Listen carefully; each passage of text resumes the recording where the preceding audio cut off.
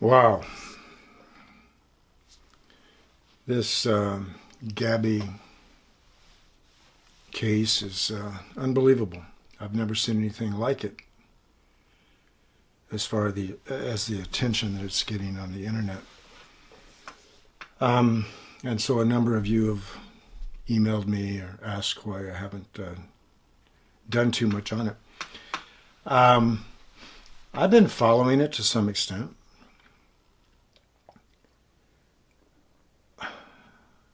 I think there's a lot of coincidences that occurred during that time frame, middle of August up to, middle of September, I guess, and it continues today.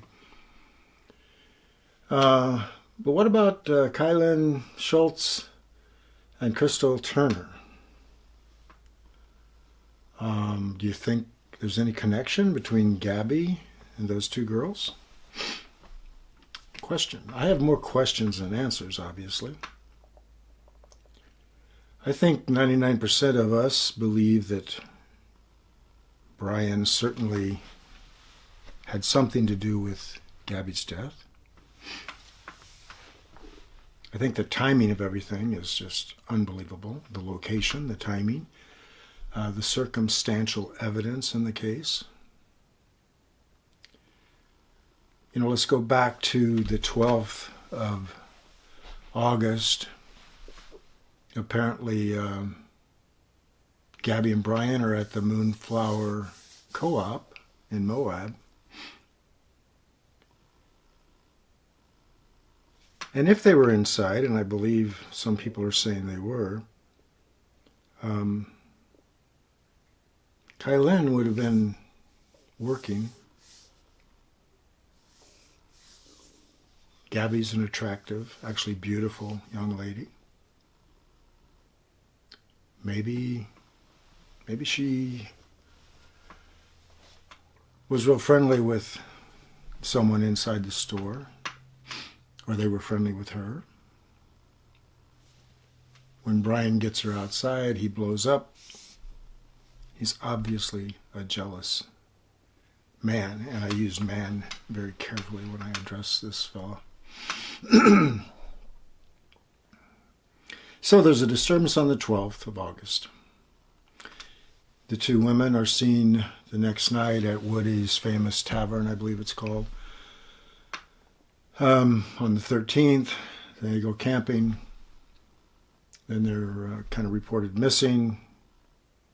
And I think they're discovered on August 18th. They've been shot.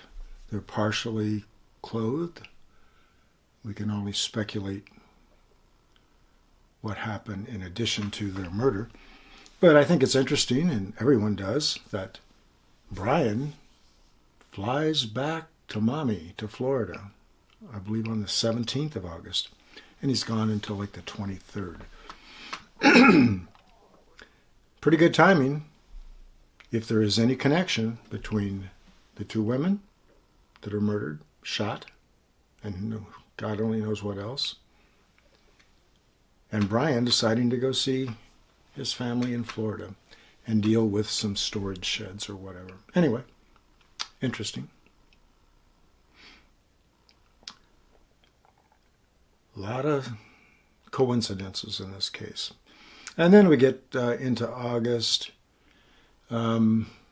We're not sure when Gabby's last real communication was with her parents or with other people. But one of the people that she was communicating with, or had been communicating with, was a female friend by the name of Rose. And again, is Brian jealous of Rose? Maybe there's more to the relationship between Gabby and Rose than anybody's throwing out there yet. But obviously from the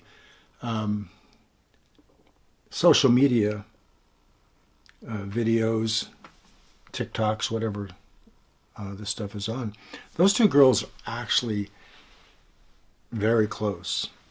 And Gabby seems at her happiest. In all of the film that we've seen, she seems to be her happiest when she's with Rose. And they're supposed to hook up around the 29th or something like that. And one wonders again, is Brian like super jealous of Rose?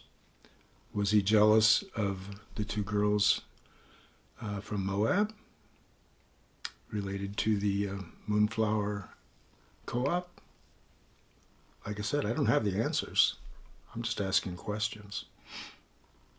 A lot of coincidental things. And then Brian gets back to Salt Lake City, I think, is where Gabby stayed while Brian took his little flight to Florida. And then, of course, he ends up showing up back home on September 1st, back in Florida, with Gabby's van. Gabby's not with him. No explanation of why she's not with him and all those things. You guys know all this stuff. Just thought I'd jump on here so that my followers don't think I'm ignoring this. I'm not at all. You know, I think there's a young lady, Grizzly True Crime Stories, I believe is her site, does a wonderful job on this case, on both of these cases. I can't outdo her, so there's no point in me trying to go analyze everything and do all the research that she's doing, because she's doing an excellent job, and so are a couple of other people. But then Gabby gets reported missing by her mother, I think on the 11th of September, and then unfortunately she's found. And Brian takes these suspicious little trips where he's seen on the 27th, 28th of August, something like that, by other people who picked him up hitchhiking and whatever he was trying to do there. I'm not sure. But I just wanted to throw these things out, these questions. If you're not up on that, I would suggest you go to, I believe it's Grizzly True Crime Books. She has a wonderful channel. She's just booming. I think she said she started out with like 600 subscribers a few months ago, and this morning I think she had 25,000 subscribers. Obviously doing some really good deep dives into these cases and some others. So I'm going to kind of leave it at that. I don't want anybody to forget other cases. I mean, we still have the Delphi girls, Libby and Abby, to worry about, to think about, waiting. We have the Flora girls. Still very little attention goes to them. Very sad. So I'm going to let these other sleuths do the hard work, and some of them are doing a really good job. In fact, I would have to throw out Greeno's name on the Flora girls and the Delphi case, of course. But I think he has some really good insight into the Flora fire, which killed those 4 young babies. So I think we've got something that happened at the cafe or the co-op. Rose is coming. I think we've got a jealous young man and a beautiful young lady who could have done much, much better. And he's trying to control her, and he can't, because she's so outgoing and beautiful. And he's just a regular guy. And where he is now, who knows? All these people chasing him. Somebody will find him. I think this is a case where we go back to Occam's razor. What's the simplest, most obvious thing that's happened here? But what caused him to go off, to flip out, and kill Gabby is the question. Something had to boil up and cause him to explode. So the little theory that I've thrown out there, if you can read between the lines, could possibly do that.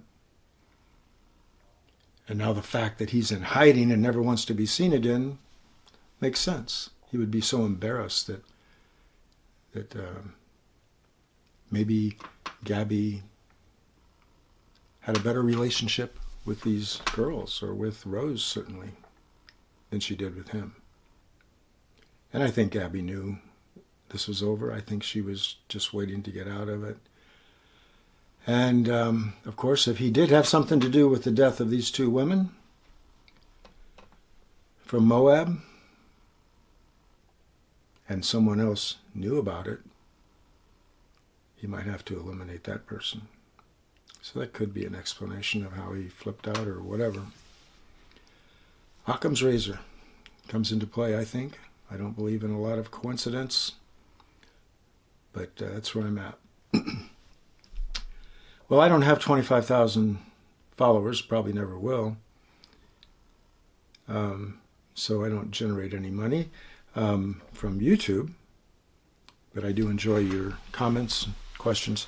If you are interested in trying to help me get by, I would ask you to maybe check out my book on Amazon, House Secrets. That helps me more than anything I generate from YouTube. So I'm going to let it go at that. Let's remember to keep an open mind. I'm not saying that's the way it is, what I've just suggested or thrown out. But let's keep an open mind and let's see where this goes. Whether they ever find this clown out in the woods or wherever he's at, we'll see. The question comes up, did he have a gun if he were involved with the two women? I think so. I mean, we have a picture of Gabby holding a gun in one picture. You're out in the woods, up in the mountains for months, living out of a van. You'd probably have a gun. I mean, I've spent time in the mountains, and I always want a gun handy. Mountain lions are in the mountains, and they have been known to attack people. And you've got a young lady that you probably would feel obligated to protect, so if some creeper came around, you'd want to be able to handle that situation. So I think he had a gun, and I'll leave it at that. Occam's razor. Talk to you guys later. Subscribe if you haven't. My book, the link is down below the video. If anyone is interested, I hope you are. If you do, please do a review. And again, let's don't forget the Delphi girls. Let's don't forget the Flora girls. I'll probably get back on those soon. Have a good day.